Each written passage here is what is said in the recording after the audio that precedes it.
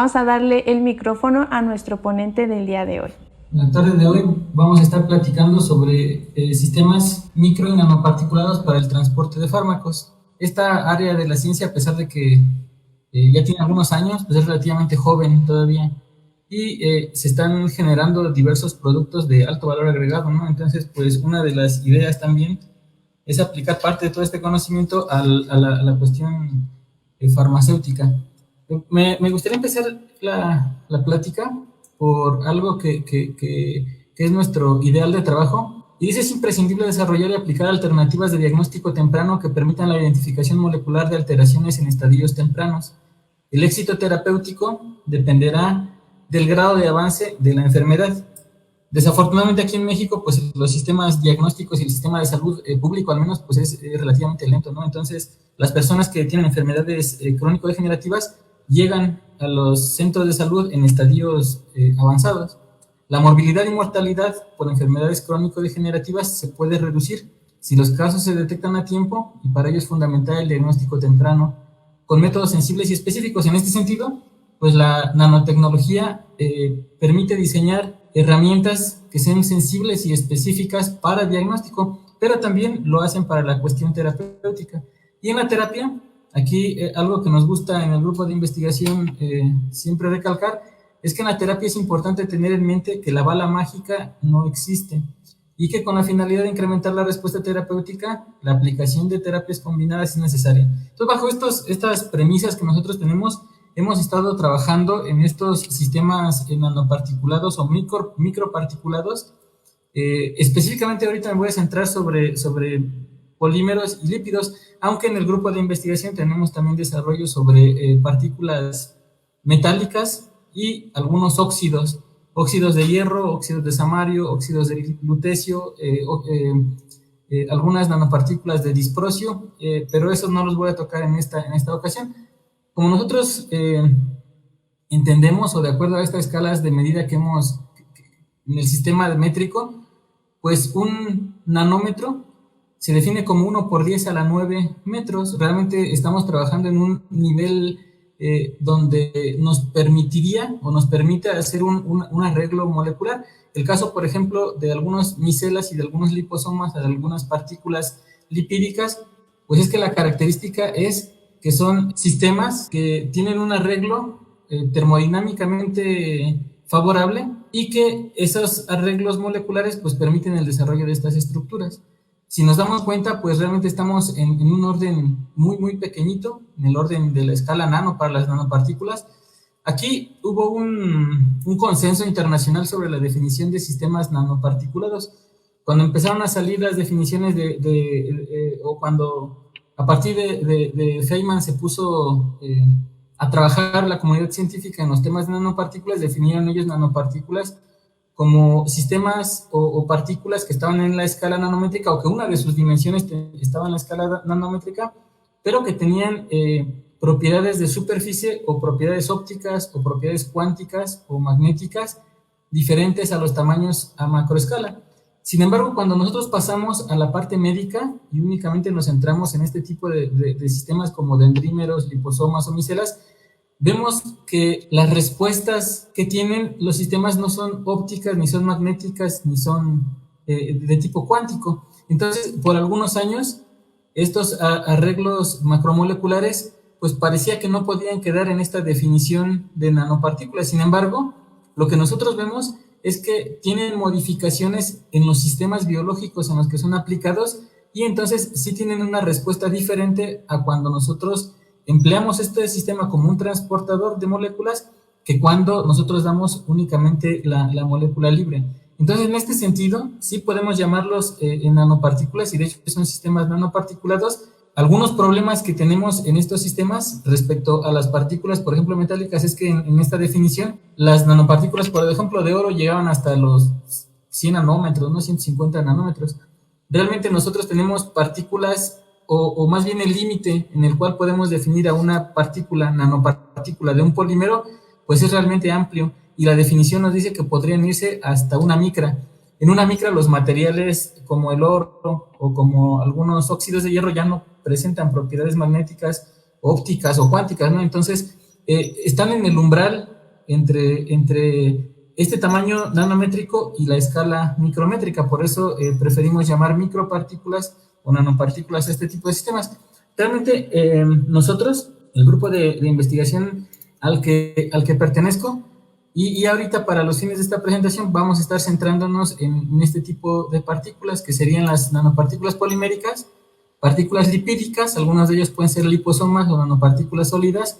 Algunos son transportes lipídicos nanoestructurados, que en la cuestión estructural pueden ser mezclas entre lípidos con polímeros o lípidos proteínas. Y el grupo de investigación ahorita pues está más centrado en este tipo de sistemas, aunque les comento que también trabajamos con sistemas de nanopartículas inorgánicas para aplicaciones médicas, y realmente no nos hemos involucrado en andamios como nanotransportadores o en nanofibras o en nanohidrogeles.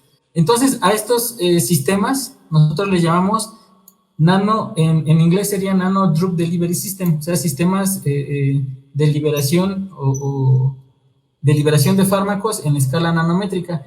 En este sentido, pues nosotros podemos tener algunas nanopartículas, aquí tengo de 10 nanómetros a una micra prácticamente, y en el cuadrito de este lado tengo de una micra a 100 micras.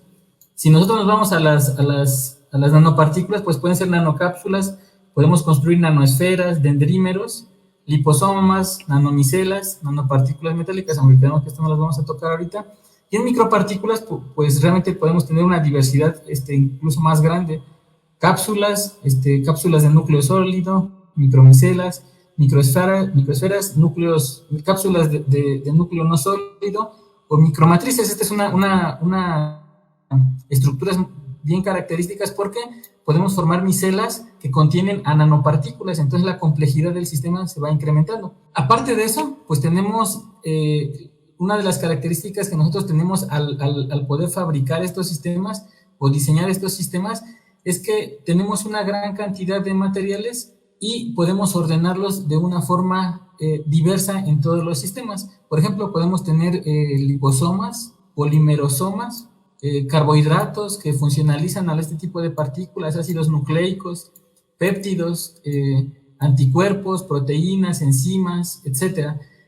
Si ustedes han estado en la avalancha de información que se ha generado por COVID, pues sabemos que, por ejemplo, una de las vacunas, la de Pfizer, es un sistema lipídico, también la de Moderna, parece que es un sistema lipídico nanoparticulado que está transportando un ácido nucleico, que es el RNA. Entonces, realmente se pueden hacer sistemas híbridos de componentes simples y podemos hacer sistemas híbridos de multicomponentes. O sea, la cantidad en las formas en las que podemos ensamblar estos sistemas pues es muy diversa de acuerdo a estos materiales. Para la cuestión de sistemas poliméricos, nosotros tenemos esta idea que está en uno de nuestros artículos que presentamos por ahí en 2016, es que a partir de los polímeros, no voy a entrar en detalle aquí bueno, una diapositiva más adelante entro en detalle de la fabricación, pero la idea es que tenemos aquí polímeros o copolímeros a partir de los cuales se pueden construir. Evidentemente podemos construirlas también de las unidades monoméricas, las partículas. Usamos agentes estabilizantes y usamos los fármacos para crear los sistemas nano-microestructurados que pueden ser este tipo de estructuras ramificadas, muy ordenadas, de grupos funcionales muy característicos en la superficie y que presentan unas determinadas cavidades dentro de la construcción del sistema. A estos los conocemos como dendrímeros. Tenemos polímeros ramificados, tenemos cápsulas micelares, tenemos esferas poliméricas y tenemos partículas poliméricas híbridas. ¿Qué es lo que nosotros queremos hacer con estos sistemas? Lo ideal de estos sistemas o a dónde estamos orientados es que estos sistemas pues tengan una determinada respuesta y esa respuesta puede ser una respuesta hacia un estímulo externo. ¿Qué respuesta queremos? Pues la degradación de los sistemas, la apertura de los sistemas, y a eso nosotros le llamamos sistemas de liberación controlada, donde nosotros podemos en el sistema que estamos diseñando controlar cuándo un fármaco va a ser expulsado de su transportador. Aquí en algunas ocasiones se les llama a estos sistemas como sistemas de caballo de Troya, ¿no? Porque el sistema polimérico en realidad es únicamente un transporte es un material de pared que contiene dentro algunas moléculas a las cuales hay que liberar, y los medios de liberarlo son, por ejemplo, pH, ultrasonido, se ha reportado ultrasonido, se ha reportado radiación electromagnética, láser, algún estímulo, incluso pueden ser estímulos enzimáticos que pueden liberar estos fármacos. Por otro lado, estamos tratando de que estos sistemas vayan funcionalizados, o sea, que no solamente sea el sistema armado del polímero, sino que nosotros podamos unirle ligantes de reconocimiento específico que sean afines a receptores celulares. Y la idea de esto es que esos receptores celulares estén sobreexpresados en algunos tipos de células que tengan algún evento fisiopatológico, como es el caso del cáncer. Entonces, a partir de estos ligandos de direccionamiento que son colocados en los sistemas de transporte, pues se pretende esto que nosotros le llamamos como Drug Targeting Therapy. En realidad esto es como un sistema de blancos moleculares. La conjunción del Drug Targeting y del Controlled Relay Systems, pues nos da algo que se llama Smart Drug Delivery Systems, así como los smartphones, ¿no? Son un teléfono inteligente, pero este es un sistema inteligente de liberación. Entonces estos sistemas inteligentes de liberación tienen dos partes, una parte de la liberación controlada y otra parte de la unión selectiva hacia algún receptor. Únicamente para cuestiones de recordar las cuestiones biológicas, pues las partículas que nosotros construimos o que nosotros diseñamos pueden ingresar a las células por distintas vías. Uno de ellos pues son los mecanismos pasivos de difusión. Ojo, las partículas que no están funcionalizadas generalmente entran por mecanismos pasivos. Cuando nosotros funcionalizamos a las partículas y les damos un ligante de direccionamiento, pues ya se convierten en sistemas activos de transporte. Más adelante voy a hablar de los sistemas activos. Entonces, dentro de los sistemas pasivos de internalización o de difusión a través de las membranas, tenemos la fagocitosis, endocitosis mediada por clatrina, mediada por caveolina, endocitosis independiente a clatrina o caveolina, y endocitosis o macropinocitosis, que serían como los mecanismos por los cuales entra la célula. Hay otros mecanismos de internalización que pueden ser mecanismos diseñados por el ser humano. Por ejemplo, la microinyección. Esto podría servir, por ejemplo, como técnicas de hibridización en células, donde se pueden meter ADN o constructos de RNA e inyectar a la célula. Estas técnicas de microinyección pues ya tienen muchos años trabajando en la cuestión biotecnológica. Lo que nosotros estamos haciendo es diseñar sistemas eficaces para el transporte y que puedan liberarse. Electroporación también es una técnica que en las cuestiones moleculares de hacer organismos transgénicos, células transgénicas, pues se utiliza mucho. Una vez que tenemos estos sistemas inteligentes de liberación, ahora se nos presentan otras opciones, que nosotros podamos cargar el sistema con sistemas diagnósticos o que podamos emplear los sistemas como transportadores de agentes terapéuticos. Y en este caso, en la cuestión de los agentes terapéuticos, no se limita únicamente al transporte de fármacos. Vamos a ver más adelante que hay otros mecanismos que pueden causar daño celular y que permitirían en algún momento tener una respuesta terapéutica. Las propiedades destacables para administrar los fármacos dentro de estos sistemas, uno es que incrementamos el área superficial relativa, ya que al hacer partículas muchísimo más pequeñas, pues ellas pueden interaccionar de una mejor manera con las células. Hay modificaciones en la farmacocinética, o sea, en la forma en que los fármacos son transportados en el organismo, son absorbidos. El transporte y liberación controlada también permite una modificación de la biodisponibilidad, en el caso de las formas farmacéuticas orales, por ejemplo, ¿no? Modificación de mecanismos de captación, o sea, podemos ahora internalizar a la célula fármacos que por su propio mecanismo o las propiedades intrínsecas antes no se internalizaron. Y después tenemos, por ejemplo, optimizaciones toxicocinéticas, que se refiere a que, por ejemplo, en los fármacos quimioterapéuticos para cáncer sabemos que son muy inespecíficos y que los efectos secundarios y no deseables que se tienen son altos. Entonces, una forma es entregar estos fármacos a las células directamente y modificar el patrón toxicocinético de la molécula.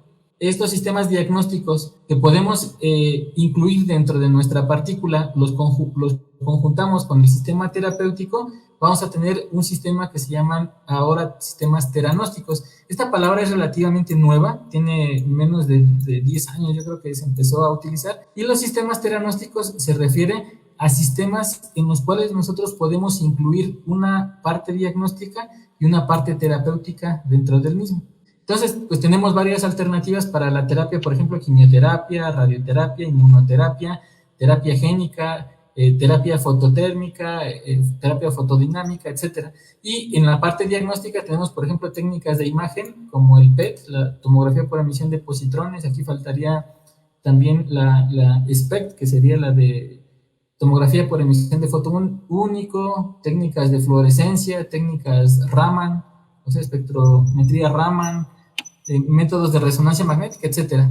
Entonces, pues realmente la aplicación que nosotros estamos dando a estos sistemas son enfermedades crónico-degenerativas como cáncer, artritis reumatoide. Nosotros nos hemos centrado, por ejemplo, en esto, en el grupo de investigación, aunque se puede utilizar también pues, para afecciones en el sistema nervioso central. Hay mucho trabajo sobre el sistema nervioso central, afecciones cardiovasculares, metabólicas.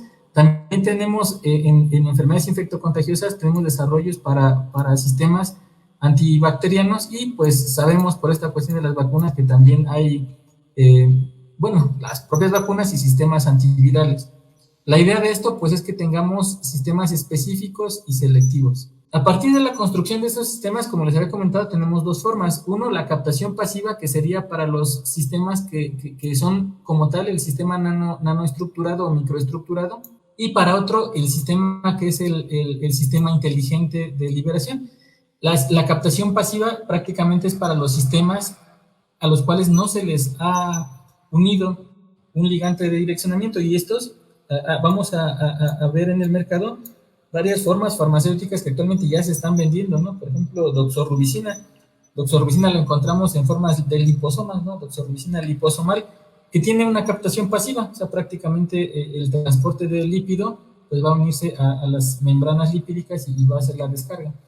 La otra parte es la parte de la captación activa. Esta captación pasiva, entonces, depende del microambiente tisular, o sea, del tejido, de las diferencias que tiene el tejido tumoral contra el tejido sano, hablando, por ejemplo, en terapia contra cáncer. Y vemos algo muy importante, las cuestiones de la microvasculatura y la fisiopatología de la formación del tumor, modificaciones en la presión hidrostática tisular, vasos sanguíneos contra la circulación linfática. Prácticamente en el tejido tumoral no tenemos circulación linfática, lo que hace que haya un poco drenaje linfático, haya un incremento de presión hidrostática, y debido al arreglo de la microvasculatura, que es un arreglo no homogéneo, pues permite que haya una mayor cantidad de poros, que se acumulen macromoléculas y que esta presión hidrostática vaya haciendo que haya más acumulación de macromoléculas, incluidas las partículas de nanopartículas, sobre todo. ¿De qué va a influir que esta captación pasiva ocurra? Pues del tamaño de, por ejemplo, si hablamos de nanopartículas, de su tamaño, de su carga superficial y de su forma.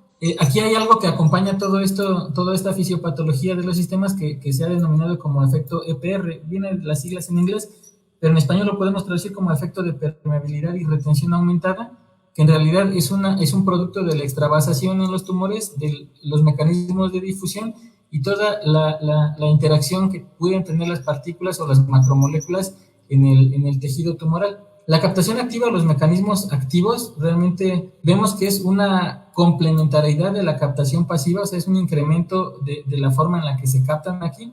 Hay un reconocimiento y enlace a receptores específicos, pueden ser receptores tisulares, dominios celulares o incluso subcelulares. Algunas de las partículas que se han diseñado tienen anclados en la superficie péptidos de internalización, como un péptido que conocemos mucho, que es derivado del virus de inmunodeficiencia humana, que se llama TAT, y es una proteína, un pequeño fragmento proteico que hace que las células internalicen todo lo que reconocen con TAT. Va a depender de la interacción ligando-receptor, va a depender de la patología con sobreexpresión de receptores y de los efectos multivalentes, y esta parte voy a ponerla aquí con un asterisco porque es muy importante la cuestión de los efectos multivalentes.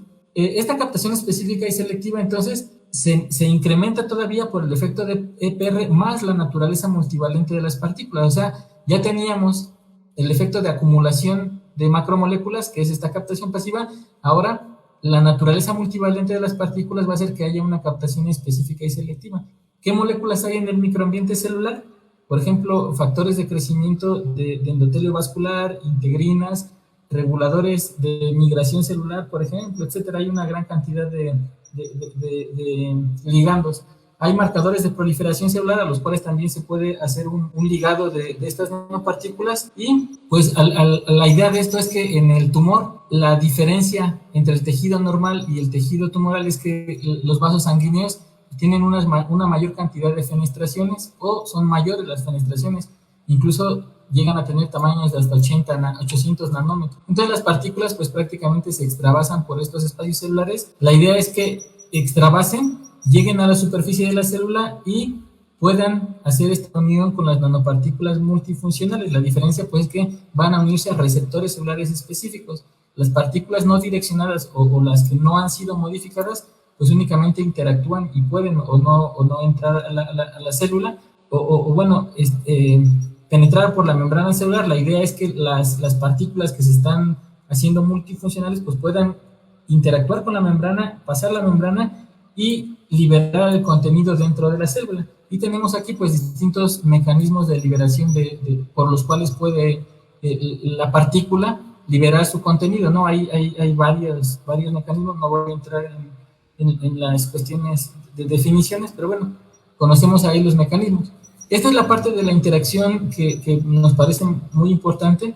Los sistemas basados en nanopartículas producen efectos multivalentes debido a las múltiples interacciones entre las biomoléculas conjugadas y los receptores blancos en las células. Quiero decir aquí que esto es una cuestión donde estamos mimetizando a la naturaleza. La naturaleza sabemos que funciona de esta forma con interacciones multivalentes. Los virus, ahorita que estamos en esta moda y oleada de virus, pues sabemos que en realidad son partículas de tamaño nanométrico que tienen en su superficie ligantes que reconocen sitios específicos en la célula y por los cuales pueden entrar.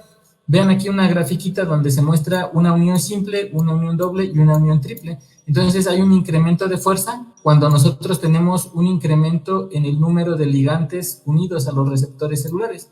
¿De qué va a depender? Bueno, de la densidad específica de ligandos y de receptores. O sea, ¿cuántos ligandos tengamos por unidad de área y cuántos receptores tenemos por unidad de área? Otra parte que es muy importante es la arquitectura tridimensional de las nanopartículas y la química de conjugación, o sea, cómo estamos uniendo los ligantes hacia el soporte de la partícula. El reto realmente de la construcción de estos sistemas, pues es la arquitectura, que eso es lo que nosotros diseñamos, y la química de conjugación. A partir de estos dos, pues nosotros podemos tener una densidad específica adecuada para tales propósitos. Este es el sistema, o más o menos los sistemas con los que trabajamos. Atrapamos agentes citotóxicos, tenemos el sistema de transporte que puede ser un lípido o un polímero, en este caso que tocamos el día de hoy. El fármaco puede estar atrapado dentro de la matriz polimérica, pueden haber varios fármacos, no solamente uno, y tenemos el agente direccionante. Esto es lo que nosotros estamos trabajando como estos sistemas nanoparticulados. Realmente la cuestión común de divulgación o de la idea pues, es que tengamos nanorobots, ¿no? Y nos presentan con pequeños robots, pero en realidad estos son los sistemas nanoparticulados y estos son los robots nanoparticulados de los que estamos trabajando. Realmente estamos en el año 2021 y no tenemos una capacidad, una alta capacidad en el dominio de las técnicas moleculares, ¿no? O sea, de la organización a nivel molecular de los sistemas. Por eso no podemos trabajar en una organización tan detallada, ¿no? Y estamos realmente avanzando. ¿Cómo hacemos la absorción de los ligantes de direccionamiento? Realmente en el grupo de investigación lo que hacemos es uniones covalentes, formación de enlaces covalentes, aunque también se han reportado muchos trabajos con sistemas de absorción, pero todos los sistemas de absorción pues tienen un proceso de desorción. Entonces la idea es que con los enlaces covalentes no hay pérdida de los ligantes de direccionamiento hasta que se desintegra completamente el sistema. Entonces estas moléculas de direccionamiento pues ahora nos incrementan la posibilidad de hacer sistemas de diferente naturaleza. teníamos polímeros o lípidos, y ya dentro de ellos tenemos una gran variedad de compuestos, ¿no? Yo les digo a mis alumnos que esto es como un sistema de Lego, donde tenemos un montón de piezas y pues prácticamente nuestra capacidad de análisis y nuestra capacidad de pensar y la idea de solucionar un problema pues nos puede llevar a formar diversas estructuras nanoparticuladas. ¿Qué podemos poner como moléculas de direccionamiento? Anticuerpos, pongámosle todos los nombres que queramos, péptidos, aptámeros, azúcares, vitaminas y unas moléculas que no entren en ninguna de estas clasificaciones, pero que se pueden unir. La idea de este sistema, de estos sistemas, pues es que en vez de tener el fármaco disperso por todo el cuerpo, el sistema que es de tamaño nanométrico y que va funcionalizado con los agentes de direccionamiento pueda llegar a los sitios específicos a donde nosotros queremos hacer la terapia dirigida. Entonces, como resumen de todo esto que les acabo de platicar, pues tenemos que la cantidad de materiales y estructuras que nosotros podemos diseñar en realidad depende de una combinación de todo lo que podemos hacer, ¿no? Esto es infinito. Las estrategias para la síntesis, para la carga de los fármacos, pues también tenemos enlaces al núcleo, enlaces a la superficie, que podrían ser como enlaces covalentes, ¿no? O sea, los fármacos, o lo que queremos cargar, la molécula bioactiva, la unimos covalentemente en el núcleo o en la superficie, pero hay algunos que no son unidos a la superficie, no son unidos covalentemente y también van en el núcleo o en la superficie. La combinación que tenemos, pues también es infinita. En cuestiones de manufactura farmacéutica, tenemos todavía operaciones unitarias después del diseño de los sistemas particulados y tienen que someterse a una preformulación, a una formulación, a todas las operaciones unitarias, un control de calidad y todo eso nos expande el espacio de diseño en el cual estamos trabajando. Realmente la suma de todas estas posibilidades es igual a las posibles respuestas biológicas que puede tener el organismo, o sea, infinitas. Esta es la complejidad en la cual estamos trabajando. Una parte de los grupos de investigación o una de las tareas pues es diseñar y evaluar para ver cómo responden estos sistemas, y lo que nosotros estamos haciendo pues es tratar de optimizar. Entonces, en este sentido, los sistemas particulados o lipídicos, pues tenemos varias formas de organizarlos. Tenemos, por ejemplo, polímeros, que son polímeros dispersos, o tenemos monómeros que vamos a mandar hacia una polimerización por distintas formas para obtener diversas estructuras, micelas, dendrímeros, nanoesferas, nanocápsulas y todas las posibles variedades de sistemas poliméricos nanoparticulados. Aquí pongo algunas técnicas, ¿no? Porque no son todas las que tenemos, ¿no? Para hacer partículas a partir de la dispersión de polímeros, y aquí pongo para hacer la polimerización a través de monómeros, emulsión, por ejemplo, por polimerización radicalaria, polimerización interfacial, etcétera, ¿no?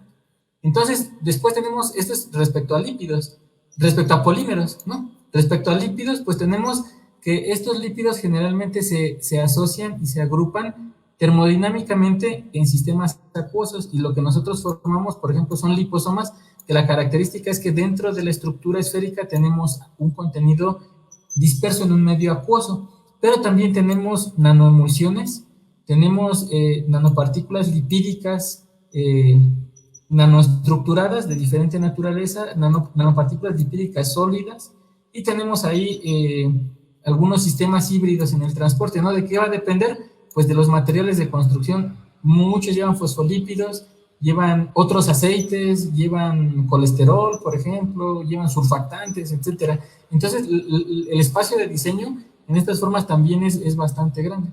En las cuestiones de preparación, pues no voy a entrar aquí en el tema, pero pues tenemos sistemas poliméricos ya preformados o de precursores, que era lo que hablábamos sobre la dispersión, las técnicas de dispersión o las técnicas de polimerización. Y bueno, la cantidad de opciones que tenemos aquí para polimerizar también es bastante. La carga de fármacos, pues tenemos por incorporación en la producción del núcleo, o sea, mientras estamos nucleando y obteniendo el material nanométrico, incorporamos el fármaco, podemos ya tener la matriz polimérica preformada o la matriz lipídica preformada y hacer absorción de los fármacos, o podemos conjugarlos. En cualquiera de todas las formas que nosotros lo hagamos, tenemos que hacer una caracterización de eficiencia de carga, la eficiencia del atrapamiento o eficiencia de conjugación. Los factores que van a estar modificando la respuesta de estas eficiencias de carga, pues son las solubilidades del fármaco polímero, que estas son propiedades fisicoquímicas intrínsecas de los materiales, la estabilidad química y termodinámica de estos mismos sistemas, empleo de estabilizantes, interacciones químicas, concentraciones fármaco contra monómeros, polímeros, etcétera. Entonces, una gran variedad de parámetros que podemos medir. Y nos vamos después, ya que lo atrapamos, pues ahora hay que liberarlo. Tenemos la liberación a partir de la matriz polimérica. Estas constituciones pueden irse por porosidad, porque se humecta la partícula o porque se degrada la partícula. Aquí hay ensayos y escritos que nos describen todos estos mecanismos, ¿no? El ambiente juega un papel importante en la conservación de la arquitectura de las nanopartículas o micropartículas, y la idea pues es liberar la carga útil, el incremento de la solubilidad, la estabilidad, mejorar la carga y hacer una optimización de tamaño de los sistemas de transporte. Una cosa importante para este tipo de sistemas cargados es que no hay ensayos de liberación estandarizados. O sea, las personas que estén familiarizadas con la industria farmacéutica o los estudiantes de QFB o los QFBs profesionistas, pues saben que tenemos equipos que previamente ya han sido estudiados, que son, por ejemplo, los disolutores, ¿no?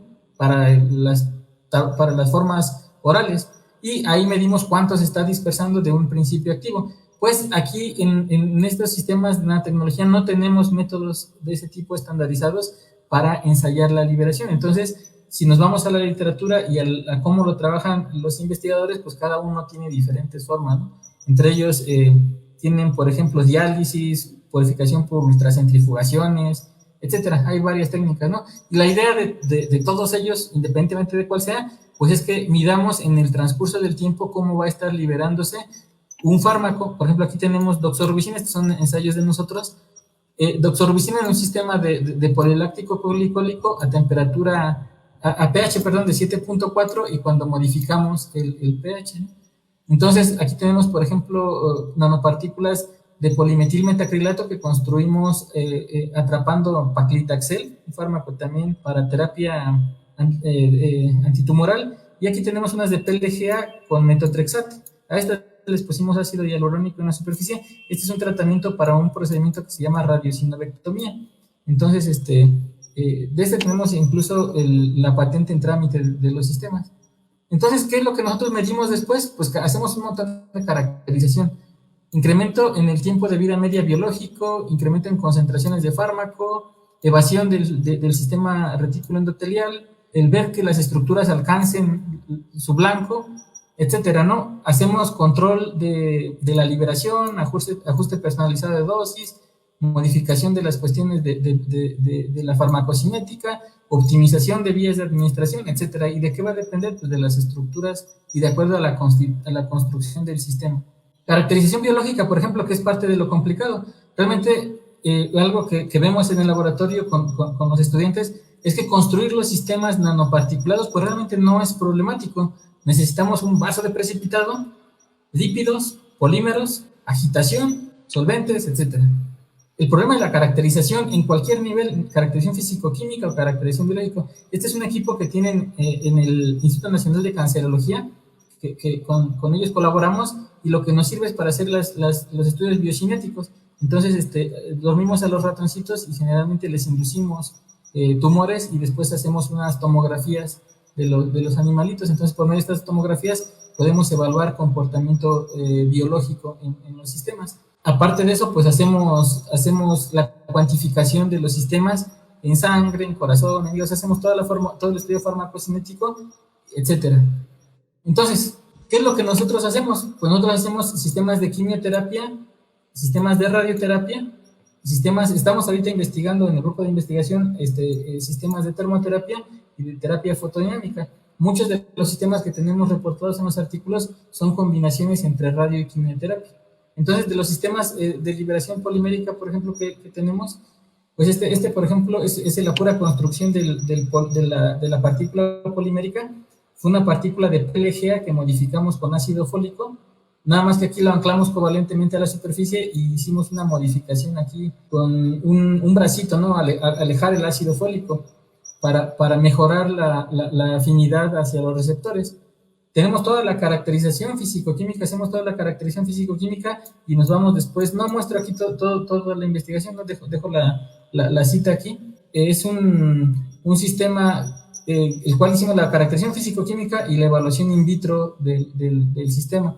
Tenemos, por ejemplo, este sistema del que hablamos al ratito, que son sistemas de PLGA con metotrexate, les conjugamos unos brazos largos para poder quelar después lutecio, y el lutecio es un emisor beta, entonces da radioterapia, y el metotrexate que va atrapado en el núcleo polimérico pues da quimioterapia. Los tamaños de partícula pues vemos que están por debajo de una micra para los sistemas. Tenemos los ensayos de captación, de internalización, la viabilidad celular, ensayos en células, etcétera, ¿no? Es un trabajo bastante grande. Aquí, por ejemplo, tenemos partículas de polimetilmetacrilato, y que modificamos con un péptido que se llama RGD, que es arginina glicina ácido aspartico, que tiene alta afinidad por integrinas. Entonces, tenemos este sistema para liberación de metotrexate. Hacemos toda la caracterización del sistema, eficiencias de atrapamiento, los ensayos de liberación, las pruebas de viabilidad. Se probó en células de glioblastoma, y bueno, demostramos que tenía una mejora en la citotoxicidad respecto al paclitaxel libre. El problema del paclitaxel pues es que es muy hidrofóbico, no podemos tenerlo en agua, ¿no? Entonces las formulaciones farmacéuticas de paclitaxel le ponen cremofor a la forma farmacéutica. El problema es que se ha demostrado que el excipiente produce daño cardiotóxico, aparte de la toxicidad del paclitaxel. Entonces, lo que nosotros estamos proponiendo es cambiar el sistema de transporte. En vez de ir asociado el paclitaxel a un lípido, lo ponemos en una partícula polimérica. Tenemos, por ejemplo, sistemas de PLGA, de polimetilmetacrilato, o dendrímeros, PAMAM, unidos a bombecina. Este es un péptido que se ha empleado bastante en la medicina nuclear para el tratamiento de tumores neuroendocrinos, y aparte cargamos los sistemas con paclitaxel. Tenemos igual ensayos en vivo, in vitro, en células, la elucidación de las nanoestructuras, etcétera. Tenemos, como estamos metiendo radiación a los seres vivos, pues hacemos todos los modelos biocinéticos y hacemos los modelos para la predicción de dosis de radiación de acuerdo a lo que nosotros administramos. Entonces hacemos todos los modelos matemáticos. Tenemos, por ejemplo, si ustedes se dan cuenta, este es un sistema de dendrímero, es un sistema polimérico de cavidades, donde estamos modificando con este agente quelante para quelar DOTA, y igual estamos utilizando bombecina. Entonces tratamos de modificar los sistemas para estarlos optimizando. Igual hacemos los estudios en animalitos y las biodistribuciones. Tenemos un estudio bastante grande con dendrímeros. Este es un fármaco igual muy hidrofóbico, ¿no? Y hay muchos problemas para poder tenerle una forma farmacéutica disponible para el público. Entonces la idea de nosotros fue, bueno, hay que anclarla al sistema de transporte de los dendrímeros, y después podemos tener la opción de conjugarlo todavía a la agente quelante DOTA para incluir lutecio, y este lutecio, pues como les comentaba, emite radiación beta, ¿no? Para tratar, pero la característica de este lutecio es que también emite una gamma, y esta la podemos ver en imagen óptica. Entonces aquí tenemos los sistemas teranósticos. Prácticamente en todos los sistemas que hemos estado viendo que tienen lutecio, pues son sistemas teranósticos. Se hacen los análisis biológicos. Por ejemplo, aquí se hizo estudios de apoptosis. Tenemos dendrímeros a los cuales incluso se le han adicionado partículas de oro en las cavidades, y se les han conjugado péptidos, ¿no? Y más radiación. Y bueno, respecto a los sistemas lipídicos, eso es parte del trabajo que tenemos en polímeros, ¿no? Respecto a los sistemas lipídicos, tenemos también sistemas lipídicos radiomarcados. Desde hace unos años nos hemos estado dedicando, por ejemplo, a sistemas lipídicos, y vemos que hay varias formas de radiomarcar los lípidos. Podemos hacer el marcado únicamente por metiendo en el núcleo acuoso el radiofármaco, o podemos unirlo con un quelante, igual que hacíamos con las partículas poliméricas, pero aquí podemos dejar el marcado en la membrana, dentro de la membrana, por fuera de la membrana. Este es en el caso de liposomas, por ejemplo, de estructuras lipídicas. Hemos estado trabajando en el desarrollo de sistemas lipídicos nanoestructurados que aparte están funcionalizados. Por ejemplo, tenemos este desarrollo, el cual todavía estamos apenas armando el artículo para publicarlo, pero son nanopartículas de HDL, de las de High Density Lipoprotein, o sea, las partículas de lipoproteínas de alta densidad que tenemos en nuestro organismo. Nosotros hacemos este tipo de partículas, pero las fabricamos en el laboratorio, por eso tienen la R, porque son partículas que que creamos en el laboratorio, no son sintéticas. Entonces lo que hacemos es una molécula de colesterol de la superficie de la partícula del HDL, la modificamos químicamente para que tenga unido el DOTA covalentemente y podamos ponerle el lutecio. Aquí, por ejemplo, estos ensayos celulares que hicimos, cargamos las partículas con un compuesto hidrofóbico, que es la rodamina, un tipo de rodamina, y entonces, efectivamente, cuando nosotros lo pusimos en las células, vemos que logran internalizarse, ¿no? Tenemos ya los estudios de caracterización y de biodistribución y todo el rollo. Entonces, bueno, para resumir esto, el conocimiento de la compleja naturaleza, por ejemplo, de enfermedades crónico-degenerativas, nosotros nos enfocamos a cánceres, se ha incrementado exponencialmente con ello, con el desarrollo de la biología molecular y la genética. Se han identificado múltiples blancos potenciales y quizá algún día seamos capaces de prevenirlo o tratarlo. Actualmente hay una necesidad de desarrollar y optimizar terapias para ayudar a los pacientes que no tienen la oportunidad de beneficiarse con la revolución molecular, y entonces pues la combinación de nanotecnología, radioterapia y quimioterapia en el tratamiento de cáncer pues es una respuesta lógica y razonable, que ha demostrado efectos benéficos sobre diversas neoplasias, y aquí podemos quitar cáncer y poner enfermedades crónico-degenerativas e infectocontagiosas de todos los niveles. Entonces la idea pues es que haya una disminución de la toxicidad, optimizaciones en la carga y la liberación de los fármacos, que haya mecanismos de daño que impidan la adaptación de las células y la generación de resistencia, prevenir estos mecanismos de resistencia, ¿no? Entonces, eso es más o menos lo que hacemos. Ahí en la Facultad de Química tenemos la maestría y el doctorado en Ciencias Químicas a manera de comercial. La convocatoria se abre para maestría aproximadamente en febrero o marzo. La de doctorado se acaba de cerrar, es a final de año. Y también tenemos la maestría en Ciencias y Tecnología Farmacéutica, donde tenemos parte de todos estos proyectos que desarrollamos. Y bueno, las estrategias de desarrollo que tenemos pues son con el Instituto Nacional de Investigaciones Nucleares, que tenemos aquí cerca de Toluca, la Universidad Autónoma del Estado de México, el Laboratorio Nacional de Investigación y Desarrollo de Radiofármacos, con quien colaboramos, el Instituto Nacional de Cancerología, nosotros en la Facultad de Química, los posgrados de la Facultad de Química, estos son dos, y aparte también colaboramos con la maestría en Física Médica, que pertenece a nuestra misma Universidad Autónoma del Estado de México, pero está en la Facultad de Medicina.